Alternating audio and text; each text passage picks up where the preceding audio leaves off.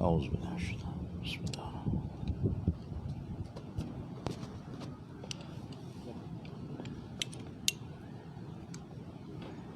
بسم الله الرحمن الرحيم. السلام عليكم ورحمة الله وبركاته.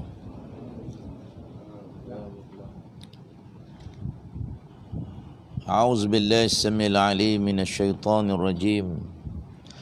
بسم الله الرحمن الرحيم. الحمد لله الذي أنعمنا بنعمة الإسلام والإيمان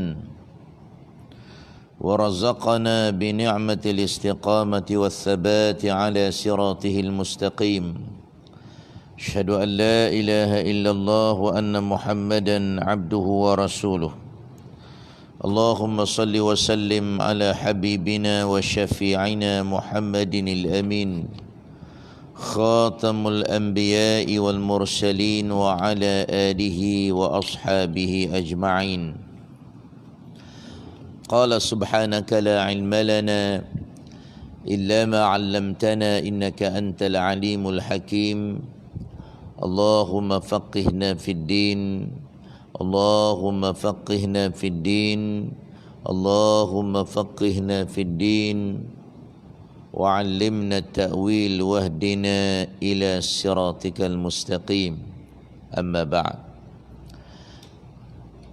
Yang saya muliakan Tuan Pengerusi Masjid, Tuan Imam, Tuan Bilal, seluruh jawatan kuasa masjid yang ada, Tuan-Tuan Haji, Puan-Puan Hajjah, tuan-tuan dan puan-puan muslimin dan muslimat, para jamaah yang dirahmati Allah sekalian. Jadi alhamdulillah, pertama-tamanya dan selama-lamanya marilah kita bersama-sama merakamkan setinggi-tinggi kesyukuran kepada Allah Subhanahu wa taala kerana kita masih lagi diberikan peluang yang amat berharga oleh Allah Subhanahu wa taala untuk terus mengecapi dan menikmati nikmat kehidupan di atas muka bumi Allah taala ini. Lebih-lebih lagi kita diberikan peluang untuk berada di bulan yang dimuliakan oleh Allah. Kita sudah pun melepasi pertengahan bulan Rajab. Pagi ini kita memasuki hari yang ke-16 Rajab. Jadi kita bersyukur kepada Allah Subhanahu wa taala. Allah taala bagi peluang kepada kita untuk terus mengecapi nikmat kehidupan dalam keadaan kita dianugerahkan dengan hidayah atau taufik oleh Allah Subhanahu wa taala, sehingga kita masih lagi dipilih oleh Allah Subhanahu wa taala untuk terus tergolong daripada golongan yang memakmurkan rumah Allah Subhanahu wa taala, berpagi-pagi dapat mencari keredaan Allah Subhanahu wa taala, sebentar tadi dapat menunaikan solat fardu subuh secara berjamaah. Moga-moga diterima oleh Allah. Taqabbalallahu minna wa minkum ya karim. Dan seterusnya Allah Ta'ala bagi peluang kita untuk sama-sama berada dalam majlis ilmu, untuk kita menyambung kembali kuliah kita, kuliah subuh kita berkaitan dengan kitab Syama'il Muhammadiyah, untuk kita lebih mengenali Nabi kita Muhammad sallallahu alaihi wasallam, insya-Allah. Jadi tuan-tuan dan puan-puan sekalian, insya-Allah pada pagi ini kita masuk bab yang ke-38, muka surat 446 bagi yang ada kitab ni. Ma jaa fi kalam Rasulillah sallallahu alaihi wasallam fi samari. Hadis-hadis yang dikumpulkan oleh Al-Imam Tirmizi berkaitan dengan Rasulullah sallallahu alaihi wasallam bersembang pada waktu malam. Jadi sebelum kita nak teruskan pengajian kita ini, terlebih dahulu marilah kita sama-sama berselawat ke atas Nabi sallallahu alaihi wasallam sebagai tanda syukur menjadi umat Nabi Muhammad sallallahu alaihi wasallam dan tanda cinta kita kepada baginda. Selawat sebanyak 10 kali dan seterusnya kita buka majlis kita dengan ummul kitab, insya-Allah. Allahumma salli ala Sayyidina Muhammad wa ala ali Sayyidina Muhammad. Allahumma salli ala Sayyidina Muhammad wa ala ali Sayyidina Muhammad. اللهم صل على سيدنا محمد وعلى آل سيدنا محمد. اللهم صل على سيدنا محمد وعلى آل سيدنا محمد. اللهم صل على سيدنا محمد وعلى آل سيدنا محمد. اللهم صل على سيدنا محمد وعلى آل سيدنا محمد. اللهم صل على سيدنا محمد وعلى آل سيدنا محمد. اللهم صل على سيدنا محمد وعلى آل سيدنا محمد.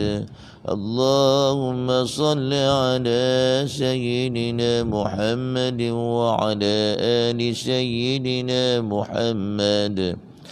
اللهم صل على سيدنا محمد وعلى آل سيدنا محمد. اللهم صل على سيدنا محمد وعلى آل سيدنا محمد. اللهم صل على سيدنا محمد وعلى آل سيدنا محمد. أعوذ بالله من الشيطان الرجيم. بسم الله الرحمن الرحيم. الحمد لله رب العالمين. الرحمن الرحيم. مالك يوم الدين.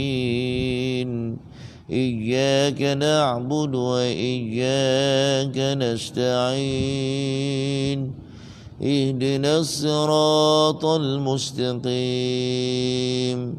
صراط الذين أنعمت عليهم غير المغضوب عليهم ولا الضالين.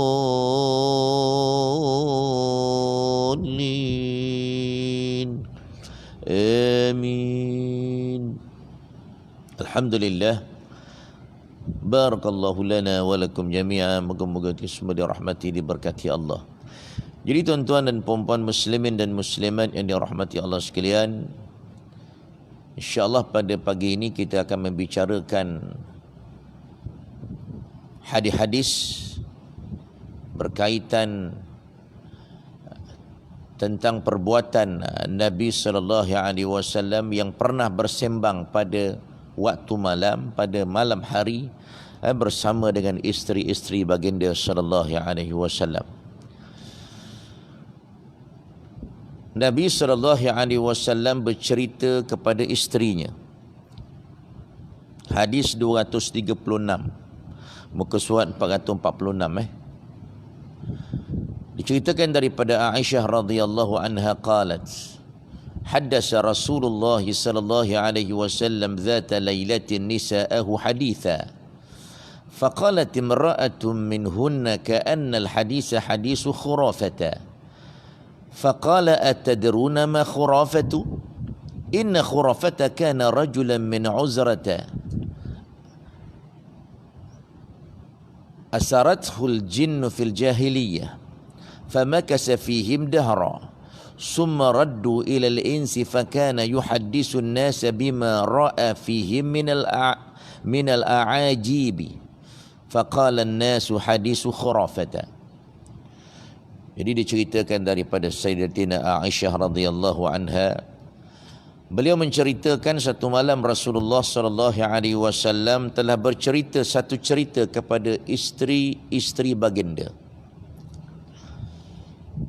Lantas salah seorang isterinya berkata seolah-olah cerita ini merupakan cerita dongeng, cerita khurafat.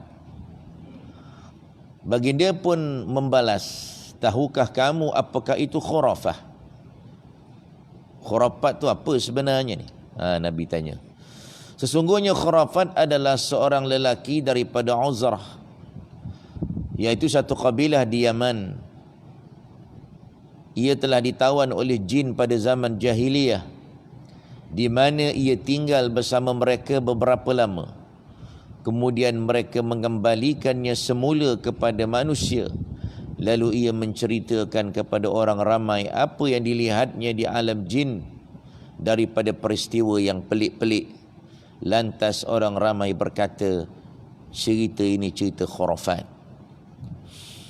Jadi tuan-tuan, perempuan muslimin dan muslimat yang dirahmati Allah sekalian, dalam hadis 236 ini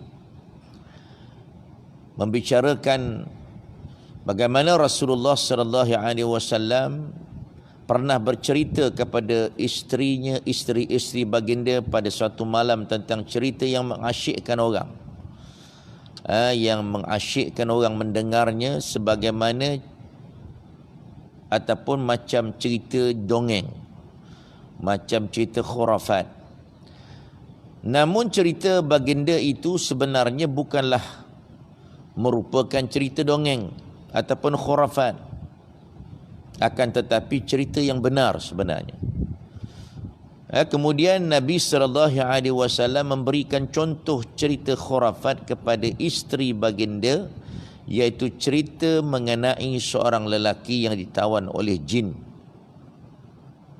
Itu daripada yang pertama, daripada hadis 236 ini. Dan yang kedua yang kita boleh faham dalam hadis ini, ungkapan isteri Nabi seolah-olah seperti cerita khurafat ataupun dongeng ini bukanlah bermaksud nak mengatakan ataupun menyatakan tentang cerita Nabi itu memang betul-betul dongeng ataupun khurafat. Kerana beliau mengetahui tidak ada, kerana isteri Nabi memang tahu tidak ada satu ucapan pun yang keluar daripada lidah Nabi melainkan semuanya datang daripada Allah. Dalam Quran disebut wa ma yantiqu 'anil hawa in huwa illa wahyun yuha.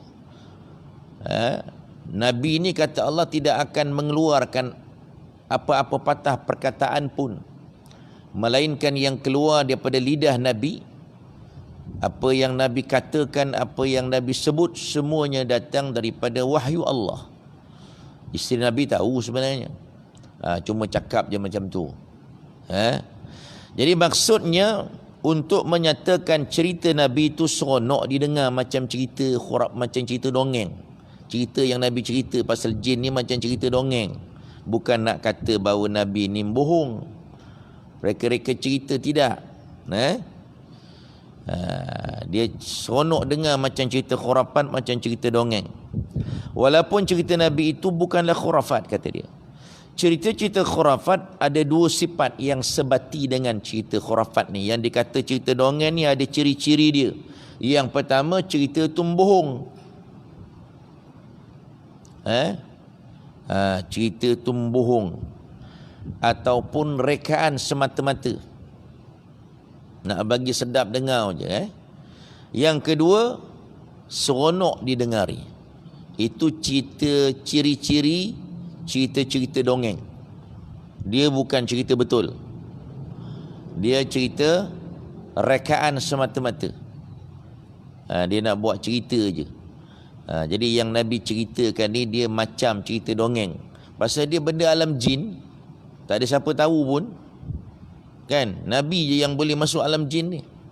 Nabi mampu masuk. Kalau kita ni tuan-tuan boleh masuk alam jin, jin bawa kita. Jin bawa kita masuk alam jin. Kita sendiri nak masuk tak mampu. Kecuali yang Allah Ta'ala izinkanlah.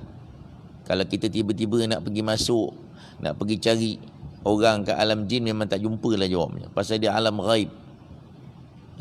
Jadi yang boleh masuk Nabi je. Nabi siap boleh pergi berdakwah dekat kumpulan jin lagi, yang kita belajar dalam surah jin itu kan. Itu dia tuan-tuan. Jadi cerita Nabi SAW memang seronok didengari, tetapi baginda tidaklah mereka-reka cipta, kata dia. apatah lagi nak berbohong, nak berdusta. Sebagaimana yang Nabi sebut tentang gurauan. Aku bersenda gurau tetapi aku tidak bercakap melainkan yang benar.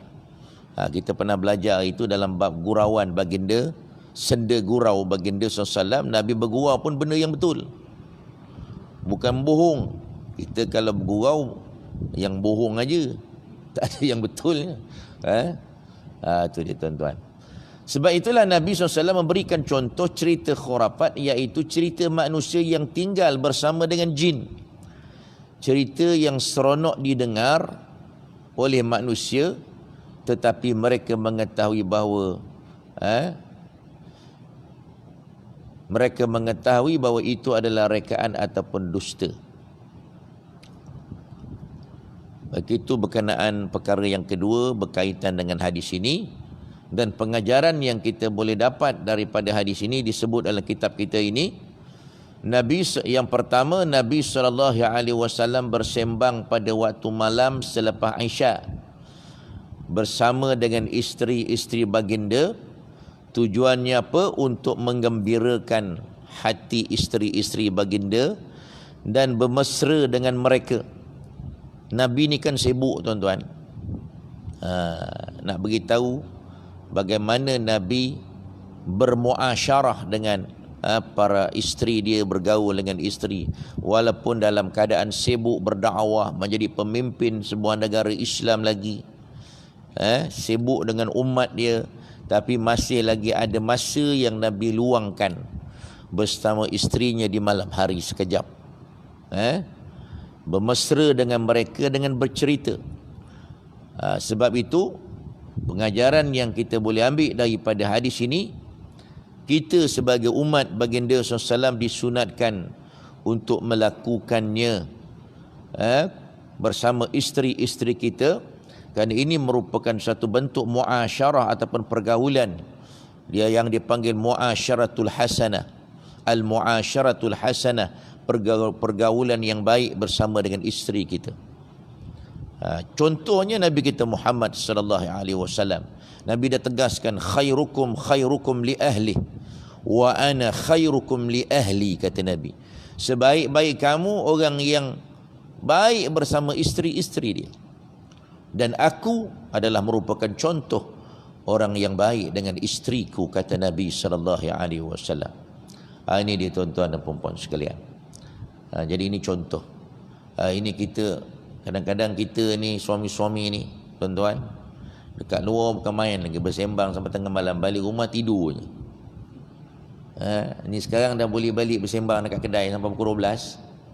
Dah mula dah start balik pergi ngetih, pergi ngopi, kena teh tarik, duduk kat kedai kopi bersembang sampai pukul 12, balik-balik tidur je. Jadi tak ada masa langsung nak bersembang dengan isteri, cerita-cerita dia, kita pun tak dengar rintihan, keluhan rasa. Jadi isteri ni memendam rasa je. Itu yang sekali-sekali tu dia meletup. Gempa bumi terus dekat rumah. Jadi dia kena ada ruangkan masa sedikit bersama isteri ni, walaupun kita ni sibuk macam-macam perkara dekat luar. Ada orang dekat dengan orang kat luar bukan main lagi. Bukan main mesra, tapi kat rumah kerja nak marah kerja. Balik rumah memeti. Marah anak, marah isteri, padahal kat luar rumah bukan main baik punya orang. Sampai orang iktiraf lah dia punya kebaikan dekat luar, tapi kat rumah isteri dengar orang cerita pasal suami dia, kata dia, moncong ni dicebeh je. Itu semua berlakon, kata dia. Hipokrit semua, kata dia. Orang yang paling baik dekat rumah dia kena baik. Kena rumah kena baik kat rumah dulu. Yang kat rumah tu kita baik kat rumah tu kita bawa pula dekat luar rumah. Itu baru betul. Itu yang diajar oleh Nabi sallallahu alaihi wasallam. Ini salah satu cara Nabi nak tunjukkan kepada umat dia bagaimana Nabi bergaul dengan isterinya dalam kesibukan Nabi. Nabi ni bukan macam kita tuan-tuan. Dia Nabi. Tugasnya bukan dekat orang kampung air baru je. Umat manusia. Bukan saja manusia, jin sekali pula tu. Kan? Siap boleh bercakap dengan binatang-binatang, dengan tumbuh-tumbuhan apa semua. Ini dia Nabi kita Muhammad SAW. Masih lagi ada masa. Jadi siapalah kita kalau dibanding dengan Nabi sallallahu alaihi wasallam. Adapun hadis yang menegah bercakap-cakap, ya termasuklah bersembang selepas Isya. Ada hadis juga yang Nabi kata ada larangan bercakap-cakap bersembang lepas Isya. Maka hendaklah dipahami khusus untuk bercakap-cakap dengan tiada tujuan dan faedah. Nabi ni memang tuan-tuan dia tidur awal. Pasal Nabi akan bangun awal. Tapi Nabi sebelum tidur tu Nabi bersembang sekejap. Tanya, bercerita sekejap dengan isteri-isteri dia. Yang kata tak boleh bercakap bersembang ni sampai tengah malam. Lepas tu pula mengarut je. Kerja cerita pasal orang tak habis-habis. Yang itu yang dilarang oleh Nabi SAW. Dalam syarah Sahih Muslim, Al-Imam An-Nawawi menegaskan yang dimakruhkan daripada bercakap-cakap selepas Isya adalah bagi percakapan yang tiada keperluan. Kalau kita ada mesyuarat, lepas mesyuarat masjid, ke masjid ke GPKK ke apa ke benda ke, itu tak ada masalah. Nak bincang pasal masyarakat kampung kita, itu tak ada masalah. Adapun percakapan yang ada keperluan kebaikan, itu tidak dimakruhkan. Seperti mengulang kaji ilmu, lepas Isyak ada sambung pengajian ilmu lagi, yang tu lagi bagus, tak ada masalah. Itu lagi digalakkan. Bercerita tentang cerita orang soleh, bersembang dengan tetamu yang datang, sembang antara suami isteri dengan anak-anak, menyeru yang ma'ruf, mencegah kemungkaran. Pergi tengok gelandangan, pergi dekat kelab-kelab malam, pergi berdakwah. Yang tu baguslah, kan? Ajak budak-budak yang merempit ni. Yang tu tak ada, itu memang digalakkan. Semua itu tidak dimakruhkan. Itu dia berkaitan dengan hadis 236. Hadis yang 237 ni sangat panjang tuan-tuan. Panjang benar ni. Okey, saya terus baca dekat dia punya huraian je kat belakang. Di hurai tu pun satu-satu juga. Kita nak ringkaskan. Kalau tak nak baca lebih kurang sama aja. Okey. Jadi kita tengok buku surat 450, hadis 236.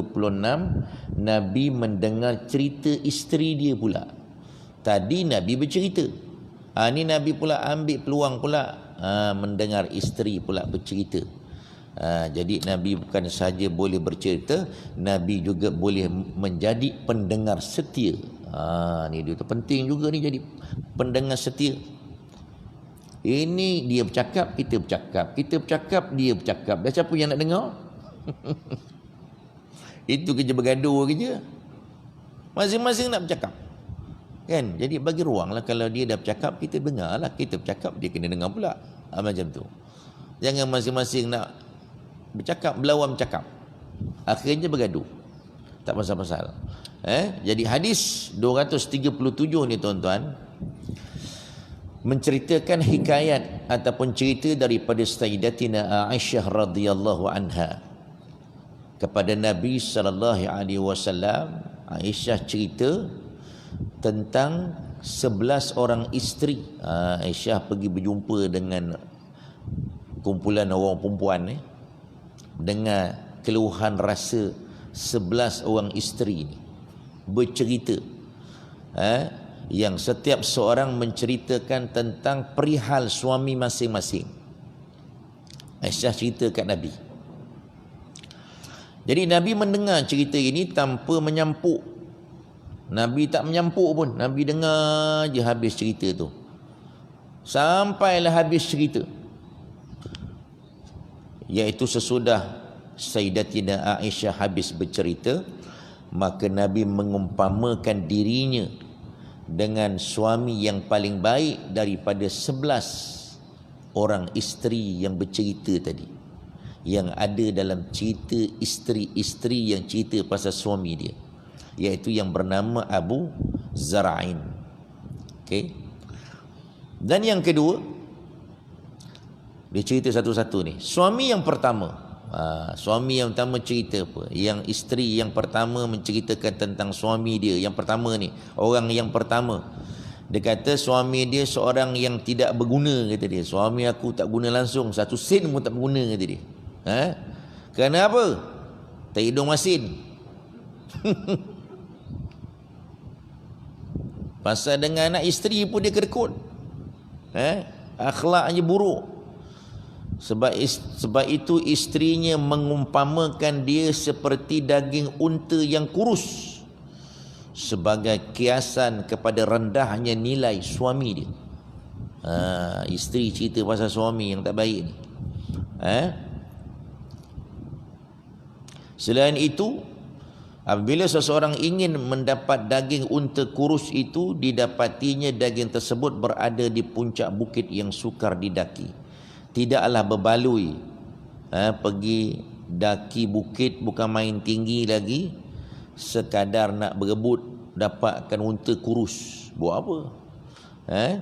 Begitulah kiasan yang diberikan untuk menggambarkan betapa teruknya perangai suami dia, berapa teruknya nilai suami dia ni.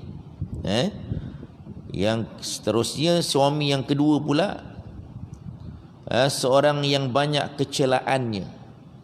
Sebab itu isteri berkata, jika aku bercerita tentang dia, akan aku cerita seluruh keaibannya, kerana aku mengetahui semua rahsia tentangnya luar dan dalam. Itu dia. Seterusnya yang ketiga, seorang yang bodoh, tidak berakal, tak boleh ditegur oleh bini. Ini perangai isteri yang suami nombor 3.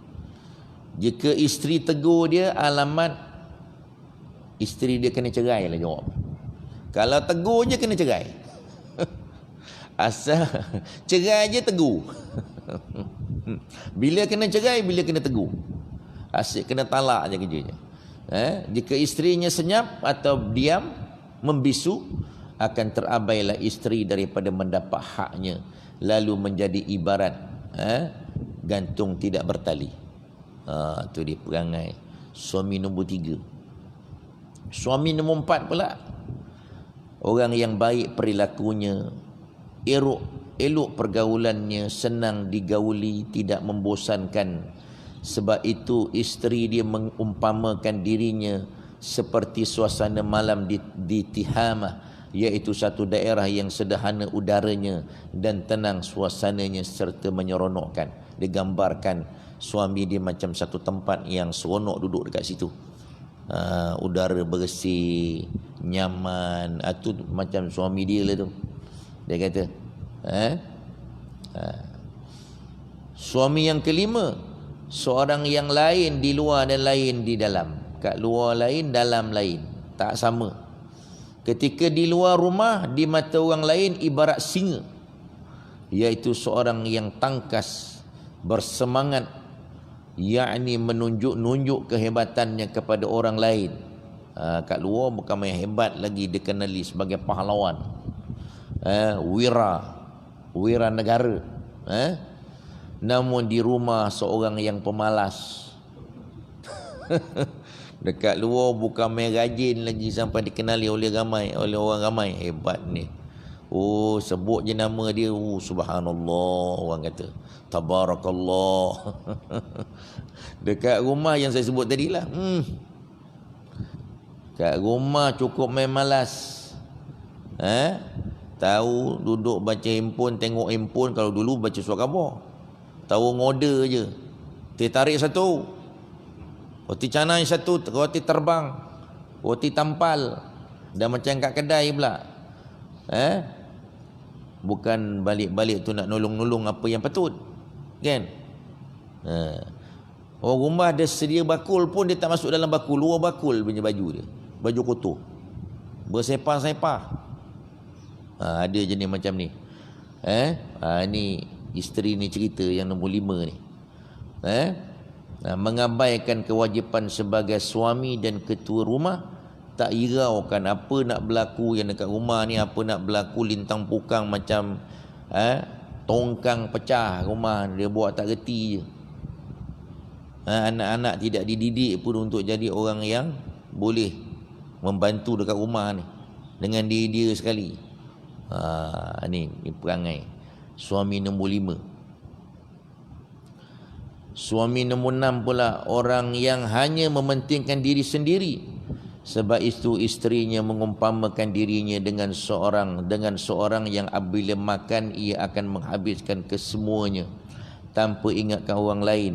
Bila tidur dia tidak hiraukan isteri sebelah, yakni tidak memikirkan keinginan isteri. Ni dia. Dia kalau dapat makan habis semua, tak tinggalkan anak isteri. Dia yang bawa balik tapi dia yang habiskan pula. Berat. Ini dia tuan-tuan, dia tak hiraukan langsung. Kalau tidur tak hirau pun isteri dekat sebelah. Letak kepala terus jalan dia. Tak ada lagi nak bercerita-cerita, nak tanya-tanya khabar.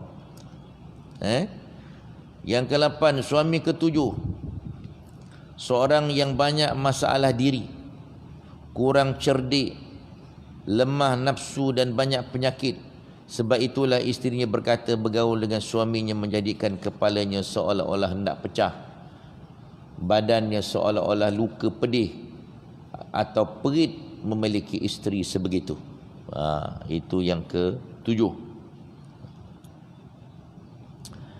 Yang ke-8, ni seorang yang romantis, menjaga penampilan diri untuk isteri, menyebabkan ia disenangi oleh isterinya. Sebab itulah isterinya mengumpamakan dirinya seperti arnab dan zarnab, iaitu sentuhannya lembut seperti bulu arnab dan senantiasa harum bau tubuhnya seperti pohon zarnab. Itu dia, ini yang ke-8, yang romantik, jaga penampilan diri bersama dengan isteri dia, keluarga dan orang lain. Dan seterusnya yang ke-9, seorang yang pemurah, suka menjamu orang lain, menjadi tempat tumpuan orang ramai untuk bertanya pandangan. Sebab itu isterinya mengkiaskan dirinya dengan rumah yang tinggi, bermaksud rumah yang suka didatangi tetamu, banyak abu dapur, bermaksud suka memasak untuk menjamu orang lain, dekat rumahnya dengan tempat berhimpun orang ramai, bermaksud menjadi tumpuan orang ramai. Ni jadi tumpuan orang ramai suami dia ni. Suka jamu orang, suka bersedekah. Selalu orang jumpa dengan dia untuk bertanya masalah. Dan yang seterusnya, yang ke-10, seorang yang kaya dengan ternakan unta dan suka menjamu tetamu.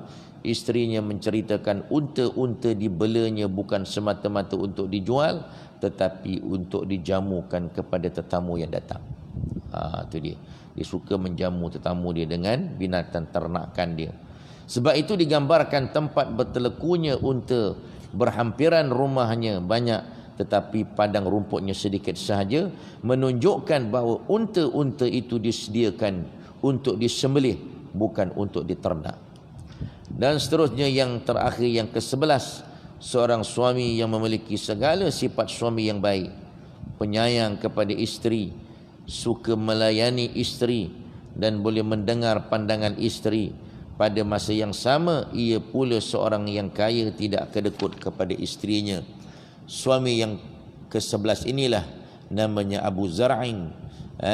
Kepada suami inilah Nabi SAW mengumpamakan dirinya kepada Sayyidatina Aisyah isterinya, namun bukan bagi semua aspek, tetapi bagi aspek-aspek yang elok sahaja. Kerana Abu Zar'in ini terdapat aspek yang tidak elok, iaitu menceraikan isterinya tanpa sebab yang munasabah, dan perbuatan itu tidak pernah dilakukan oleh Nabi kepada mana-mana isteri baginda sallallahu alaihi wasallam. Itu dia tuan-tuan, berkaitan dengan cerita 11 orang suami ni yang diceritakan oleh isteri-isteri mengadu hal kepada Sayyidatina Aisyah radhiyallahu anha. Tak tahulah kita duduk yang mana. Masing-masing nilai diri sendirilah. Nak jadi yang mana. Okey. Jadi pengajaran yang kita boleh dapat daripada hadis ini, hadis yang panjang ini tuan-tuan menceritakan betapa mesranya Nabi SAW dengan isteri-isteri baginda. Nabi ni tuan-tuan bukan saja menjadi orang yang berbicara dengan isteri, suka bercakap dengan isteri dia. Dalam waktu yang sama Nabi akan menjadi pendengar setia kepada isteri dia. Walaupun apa yang diperkatakan oleh isteri itu berupa cerita-cerita, dia suka dengar. Apa-apa pun Nabi jadi pendengar setia. Ni masing-masing kerja kan. Masing-masing kerja. Masa malam, masa jumpa tu nak cerita yang dia cerita kat tempat kerja dia, yang kita cerita kat tempat kerja kita. Jadi takkan kita nak suruh dia dengar cerita kita je. Kita kena dengar cerita dia juga. Dia pun nak cerita juga, nak luahkan masalah dia kan. Tu dia tuan-tuan. Ni yang dibuat oleh Nabi SAW. Ini galakan hadis ini sebenarnya galakan kepada suami untuk sentiasa bergaul baik dan mesra bersama dengan isteri dan keluarga sebagai mencontohi Nabi SAW. Oleh sebab itu dalam kitab hadis Sahih Bukhari, Al-Imam Bukhari meletakkan bab ini, bab tajuk husnul muasyarah ma'al ahli, pergaulan yang baik bersama dengan isteri dan keluarga. Diletakkan hadis ini dalam ini, hadis ini diceritakan oleh Al-Imam Tirmizi. Imam Bukhari dalam Sahih Bukhari meletakkan dalam tajuknya, dalam bab dia, tajuknya adalah pergaulan yang baik bersama isteri dan keluarga. Selain itu, pengajaran lain yang dapat diambil daripada hadis ini, yang pertama, keharusan menceritakan hal keburukan orang lain. Harus dalam hadis ini nak menceritakan hukum harus mencerita keburukan orang lain untuk tujuan pengajaran. Boleh bercerita tanpa sebut nama. Kalau sebut nama itu dah kira mengumpat. Kita cerita ke orang benda buruk yang seseorang buat, tujuan untuk mengambil pengajaran, itu tak apa. Kita dengar cerita-cerita buruk ni, kita cerita dekat orang ramai, tujuannya supaya orang ramai boleh mengambil pengajaran. Jangan kita terjebak dengan perkara buruk tu. Itu dia. Tanpa kita sebut nama dia.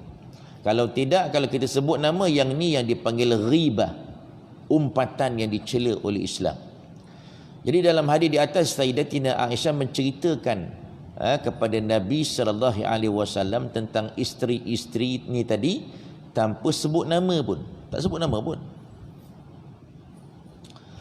Kemudian keharusan menceritakan hikayah orang-orang terdahulu.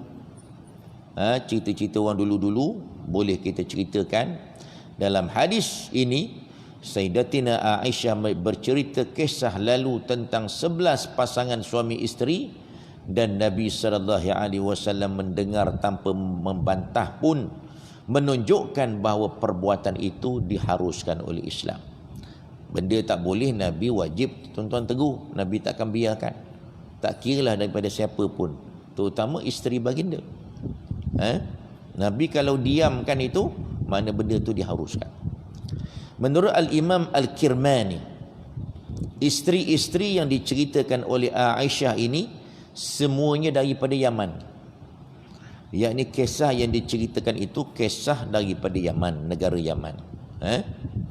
Dan yang ketiga, mengumpamakan sesuatu dengan sesuatu tidak semestinya melibatkan semua aspek. Ada kalanya dalam aspek tertentu sahaja yang ada persamaan, walaupun dalam aspek-aspek yang lain terdapat perbezaan. Dan pada hujung hadis ini, Nabi SAW mengumpamakan dirinya dengan Abu Zar'in ni, apabila baginda berkata, aku bagimu adalah seperti Abu Zar'in bagi Ummu Zar'in.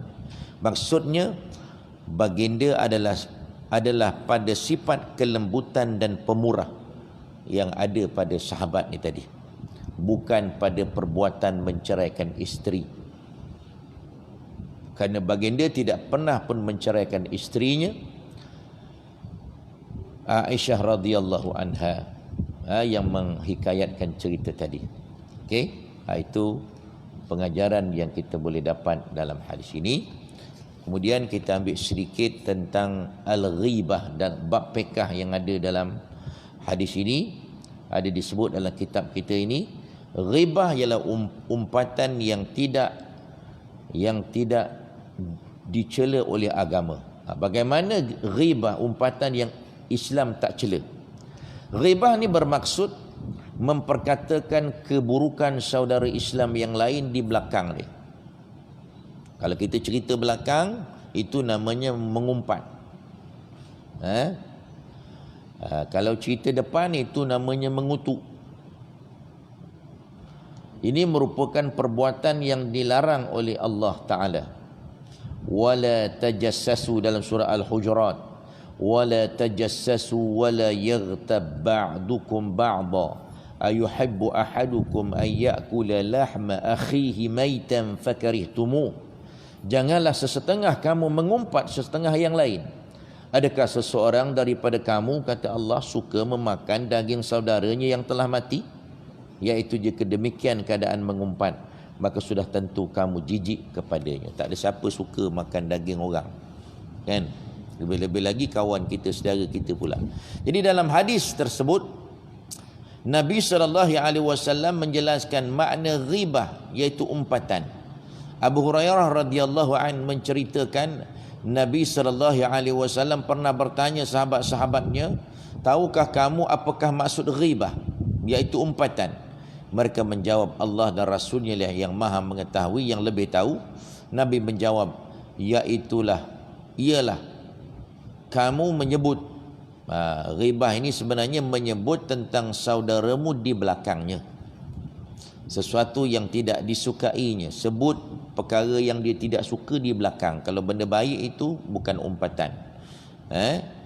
Lalu ditanya kepada baginda, bagaimana ya Rasulullah jika keburukan yang aku sebut tentang saudaraku itu benar-benar ada padanya?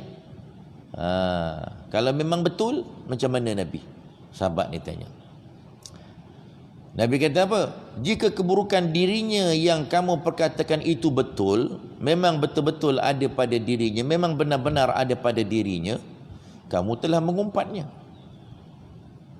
Jika apa yang kamu katakan memang tak ada, bermakna kamu telah mereka-reka pembohongan kepadanya. Dah mereka cerita pula. Kalau betul tu mengumpatlah tu. Kalau tak betul itu dah membohong. Jadi kesimpulan daripada hadis ini ialah menjaja keburukan orang lain dalam semua keadaan adalah dicela, termasuk jika keburukan tersebut sememangnya ada pada dirinya.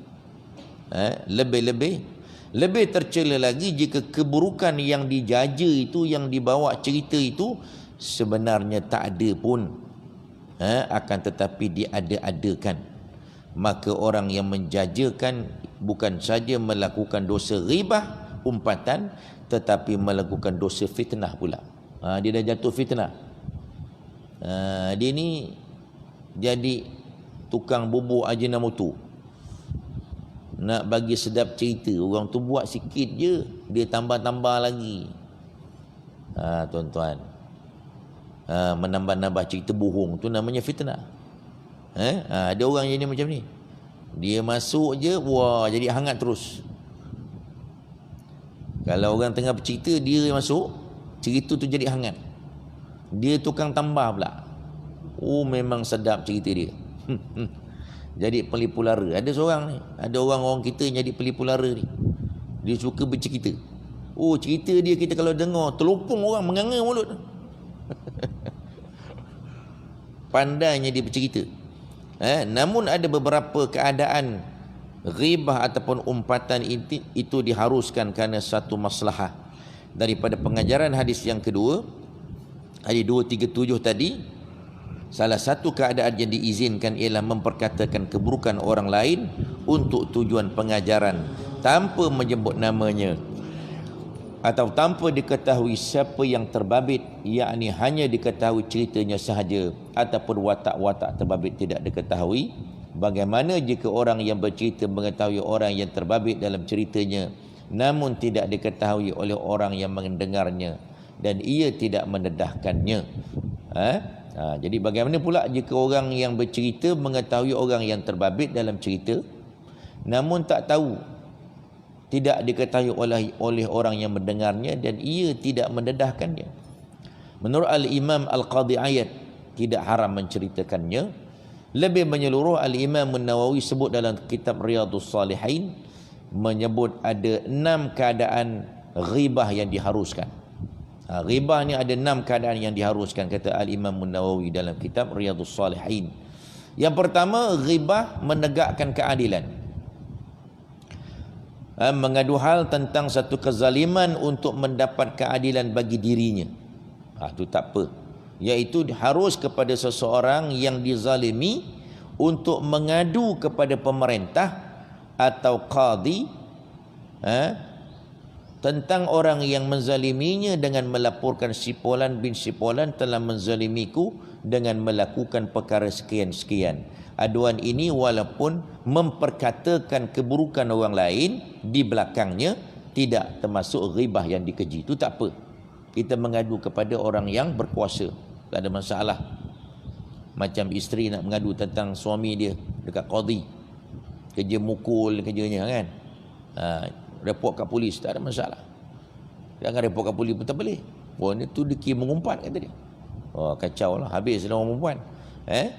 Dia menegakkan keadilan, tak apa. Itu yang ghibah yang dibenarkan. Yang kedua, mendapatkan bantuan untuk mengubah kemungkaran. Kita nak nahi mungkar ni. Jadi kita kena ceritalah. Siapa yang buat benda mungkar ni, untuk mendapatkan bantuan harus seseorang membuat aduan kepada pihak berkenaan yang ada kuasa ataupun kemampuan yang berkemampuan untuk mengubah mungkar dengan melaporkan si Fulan telah melakukan kemungkaran sekian dan sekian, tolonglah menegahnya. Itu tak ada masalah. Aduan tersebut tidak termasuk ghibah yang dicela.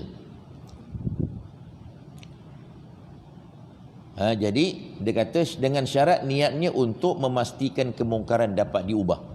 Tujuannya kita laporkan itu untuk kemungkaran itu boleh dibenteras. Kena ada niat. Tanpa niat dia panggil ghibah yang diharamkan juga.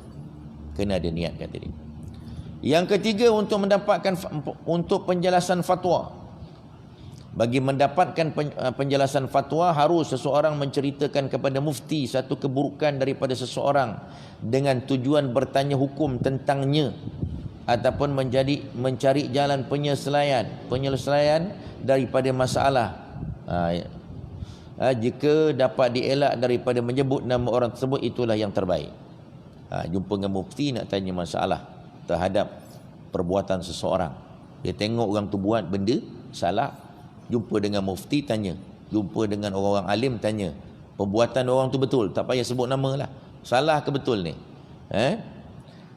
Namun jika tidak dapat dielak, diharuskan sebut nama. Kalau tak dapat dielak, harus sebut nama. Berdalilkan hadis daripada Aisyah radhiyallahu anha yang menceritakan Hindun isteri Nabi, isteri kepada Abu Sufyan, telah mengadu kepada Nabi SAW, sesungguhnya suamiku Abu Sufyan seorang yang kedekut. Tidak pernah ia memberi belanja dan nafkah yang mencukupi untukku dan anakku, melainkan aku terpaksa mengambil wang di luar pengetahuannya. Lalu Nabi berkata kepadanya, ambillah sekadar yang mencukupi keperluan kamu dan anak kamu mengikut uruf, yakni kadar keperluan mengikut kebiasaan. Jadi Nabi tak marah pun dia sebut nama suami dia, tak ada masalah. Yang keempat, untuk memberi peringatan. Memberi peringatan untuk memperingatkan orang Islam daripada satu kejahatan, menasihati mereka agar tidak terjatuh ke dalam kejahatan terbabit. Contoh, menjelaskan kedudukan rawi atau saksi yang lemah. Kalau kita belajar dalam bab hadis, tuan-tuan, mustalah hadis, dia sebut hadis ni kenapa dia jadi dhaif, kenapa dia jadi turun kepada darajat daripada sahih kepada hasan. Kerana ada perawi yang lemah di situ. Kena sebut nama perawi itu, tidak ada masalah. Untuk bagi peringatan, nak pastikan hadis tu hadis yang betul sampai. Apabila diminta pandangan daripada seseorang tentang seseorang yang lain untuk urusan perkahwinan, bersyarikat, muamalat dan sebagainya, hendaklah orang yang diminta pandangannya tidak menyembunyikan apa yang diketahuinya, termasuklah mendedahkan keburukan orang yang ditanya tentangnya, tetapi tidaklah dengan niat memberi nasihat kepada orang yang terbabit agar tidak tertipu dengannya, iaitu bukan semata-mata ingin memperkatakan keburukan orang lain. Okey, itu juga dibenarkan. Melihat seseorang murid ataupun penuntut ilmu berulang-alik belajar daripada guru yang ahli bid'ah, penganut ajaran sesat dan seorang fasik, wajib dinasihati murid itu dengan menceritakan keadaan sebenar guru tersebut, tetapi dengan niat menyampaikan nasihat, bukan semata-mata memperkatakan keburukan tok guru ajaran sesat tu. Budak anak murid ni, budak ni, kita tengok ada orang pergi belajar dengan tok guru ajaran sesat, kita pun cakap dengan dia, cerita tentang tok guru ni tak boleh, apa yang dibawa. Kita kena sebut siap nama orang ni boleh disebut. Itu dia tidak kira mengumpat, pasal orang tu dikira orang yang jahat. Tidak ada masalah. Okey, kemudian seterusnya yang kelima, tidak menyembunyikan kemungkaran. Seseorang yang berterus terang dengan amalan dosa dan bid'ah ataupun mungkarnya, seperti berterang-terangan meminum arak, memungut cukai secara zalim, melakukan urusan secara batil dan sebagainya, orang sebegini harus diceritakan kejahatan yang dilakukannya secara terang-terangan dan tanpa malu. Adapun kejahatan yang lain yang dilakukan secara tersembunyi tidak harus diceritakan, kecuali jika ada faktor lain yang mendesak untuk diceritakan. Dia kalau kata ada orang buat benda mungkar, tuan-tuan, macam kita sebut dulu Siti Kasim, kita boleh sebut dia punya nama. Pasal apa? Pasal kita tak nak orang orang akan terpengaruh dengan dia. Sebut. Kalau dengar orang yang nama Siti Kasim ni ada bercakap, jangan dengar, takut terpengaruh. Kalau dia ada menulis, jangan baca tulisan dia. Kita bagi peringatan. Siap sebut nama, pasal dia akan tulis ni Siti Kasim, daripada siapa penulis Siti Kasim. Itu tidak ada masalah. Pasal kita nak ceritakan benda yang betul, supaya orang tak pengaruh.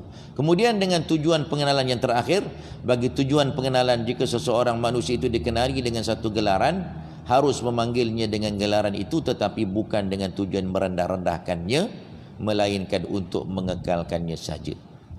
Tujuan pengenalan, dia ada nama-nama, apa dia panggil, nama-nama samaran, gelaran dekat kampung. Tapi dia tak ada masalah, kan? Jadi tujuannya supaya orang kenal. Kalau orang sebut nama betul dia, orang tak kenal. Sebut nama dia tapi kalau dah tegut no, tuan-tuan, bahaya juga, kan? Tegut no rupanya dia punya nama, kan? Jadi takut-takut nanti dia sebenarnya dia tak suka pun, tapi kerana orang dah kenali macam tu, jadi takut dia kecil hati sebenarnya, kan? Kalau boleh biarlah gelaran yang tidak terlampau lah, yang tidak melampau sangat.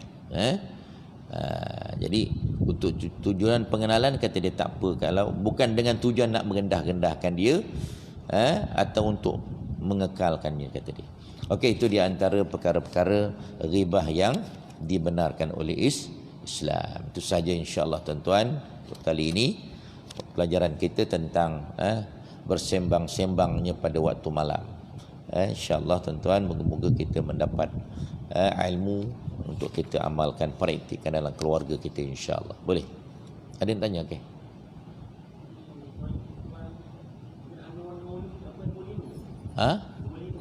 Okey. Okey, apa dia?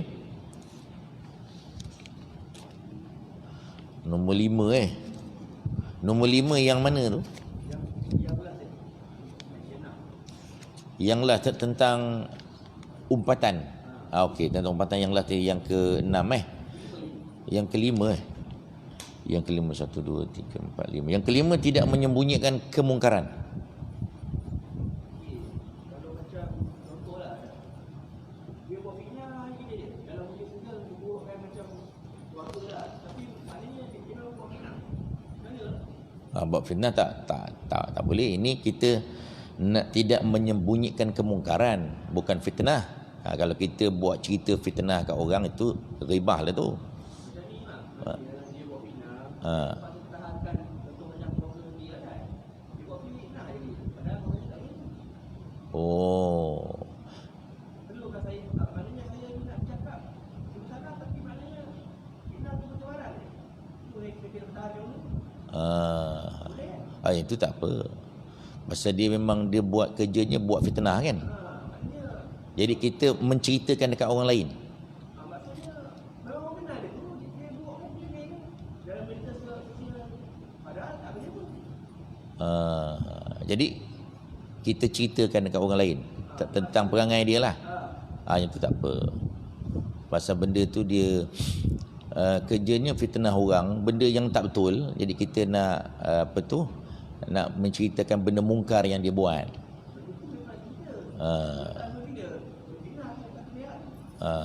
Itu tak ada masalah, insya-Allah. Itu termasuk dalam umpatan yang dibenarkan. Okey, insya-Allah itu sahaja. Moga-moga kita mendapat rahmat daripada Allah Subhanahu wa taala. Kita tangguh dengan baca surah wal asri dan tasbih kafarah. Bismillahirrahmanirrahim. Wal asri innal insana lafi khusr illa alladhina amanu wa 'amilus solihat wa tawassaw bil haqqi wa tawassaw bis sabr. Subhanakallahumma wa bihamdika asyhadu an la ilaha illa anta astaghfiruka wa atubu ilaik. A'udzubillahi minasyaitonir rajim. Bismillahirrahmanirrahim. Alhamdulillahi Rabbil Alamin. Wassalatu wassalamu ala rasulihil amin wa ala alihi wa sahbihi ajma'in. Ya Rabbana lakal hamdu kama yanbaghi li jalali wajhika wa azim sultanik. Allahumma anfa'na bima 'allamtana wa 'allimna ma yanfa'una wa zidna min 'ilmika ya Rabbil Alamin. Allahumma rzuqna fahman nabiyyin wa hifzal mursalin وإلهام الملائكة المقربين في العافية يا أرحم الراحمين. اللهم اجعل جمعنا هذا جمعا مرحوما وتفرقنا من بعده تفرقا مباركا معصوما. صلى الله على سيدنا محمد والحمد لله رب العالمين. تقبل الله.